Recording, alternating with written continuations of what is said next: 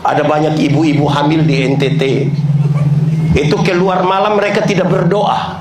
Mereka ambil paku 10 cm tusuk di situ. Di Halmahera ada begitu. Itu ibu ada di sini. Siapa pun istri itu. Coba tadi saudara bilang setan takut. Setan mana takut paku? Kalau setan takut paku, minta semua gaji itu beli paku. Memang ada yang salah dari kita. Amin kok. Kadang-kadang saya heran, itu konde sudah ditaruh paku lagi, sisir besi lagi, gunting lagi. Sebenarnya itu kepala ke toko bangunan. Kita juga tidak tahu lagi. Di Halmahera ada, di Halmahera ada. Hanya satu kata sama-sama, bertobatlah. Kalau tidak bertobat minimal berobatlah. Itu sakit itu sakit itu. Iya, saudara-saudara, saya mau tanya saudara dulu. Kalau tangan kanan gatal artinya? Tangan kanan gatal artinya mau dapat uang? Yakin? Siapa ajar saudara? Kalau tangan kanan gatal artinya dapat uang, maka orang Koreng itu pasti kaya raya. Itu bukan tangan saya yang gatal, semua gatal habis itu. Alkitab kasih tahu, satu-satunya cara untuk dapat berkat adalah cara untuk dapat berkat ialah kerja. Apa? Kerja, bukan begatal. Kerja.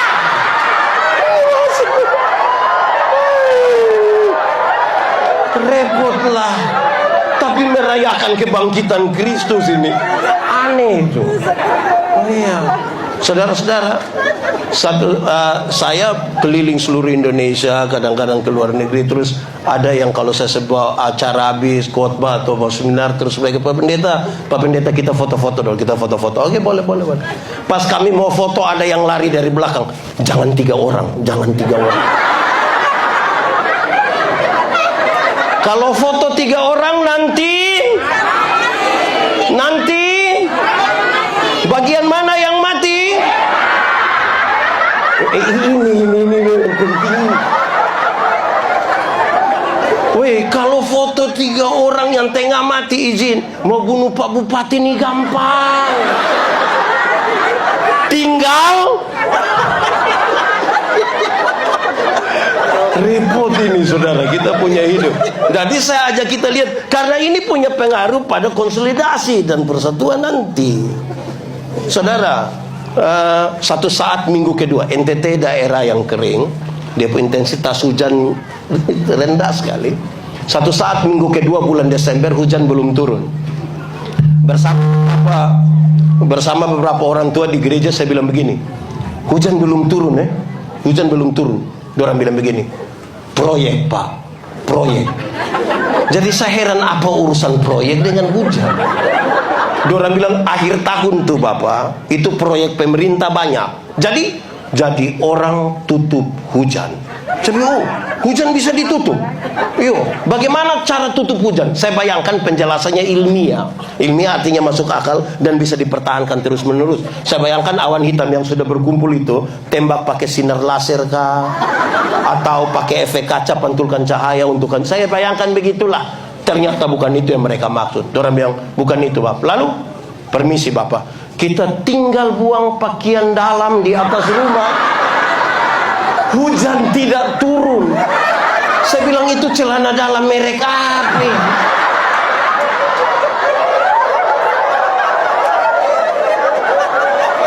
Kalau hujan bisa ditutup, itu Jakarta itu tidak akan ada banjir, tidak akan. Tinggal semua masyarakat Jakarta pegang dia punya.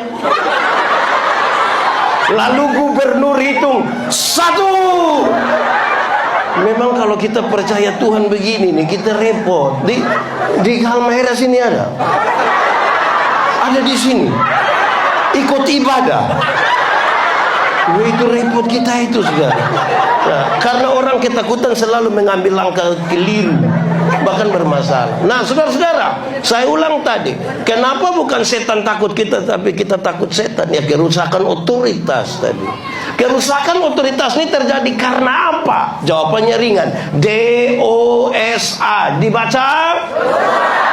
Dosa di Taman Eden itu ringan. Dosa ialah usaha manusia untuk melangkah melewati batas. Semua tanaman dalam taman ini boleh kau makan buahnya, yang itu tidak. Waktu dia melangkah melewati batas, dosa. Ada 2-3 orang yang biasa minum sopi, minuman keras yang lokal di NTT namanya sopi. Di sini apa ya? Ah, itu sudah. 2-3 orang ini datang tanya saya, pendeta, yuk boleh minum sopi kok tidak? Saya bilang, saya tidak tahu lah. Pendeta apa kita tanya, bukan jawab tapi bilang tidak tahu. Saya bilang dia, ada legenda Yunani tentang pohon anggur. Legenda ialah cerita yang latar belakangnya kita tidak perlu tahu, tidak apa-apa, tapi pesan-pesan moralnya kita bisa pakai. Legenda itu begini. Pengusaha anggur yang pertama di dunia ialah Nuh. Siapa? Waktu Batra itu kandas di Ararat, air surut, Nuh turun, langsung tanam anggur. Hafal. Hari pertama Nuh siram pakai darah domba. Darah apa? Domba. Hari kedua Nuh siram pakai darah singa. Darah apa? Singa. Hari ketiga Nuh siram pakai darah monyet. Darah apa? Monyet. Hari keempat Nuh siram pakai darah babi. Darah apa? Babi. Don tanya Nuh, apa itu? Nuh bilang begini, kalau engkau minum satu seloki,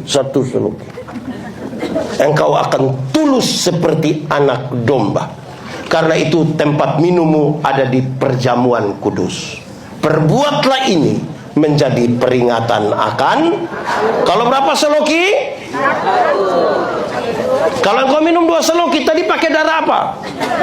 Singa. Engkau akan kuat seperti singa. Dan itu tempat minummu di pinggir kebun.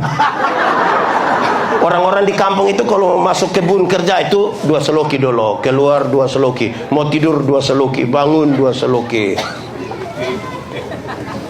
Saudara lihat kalau kita rame-rame begini, ada yang mau 2 seloki pasti di pinggir-pinggir di situ. Di sini ada juga. Macam-macam. Kalau engkau minum 3 seloki, tadi pakai darah apa? Monyet. Oh, itu tempat minumnya di atas pohon. Lebih banyak dia punya goyang-goyang. Itu belum minum miskin bapak. Tapi 3 seloki dia bilang ambil tambah, ambil. Di 3 seloki itu ceritanya tinggi semua. Suara tinggi, isinya juga tinggi. Dan saudara tahu, banyak istri kena pukul di 3 seloki.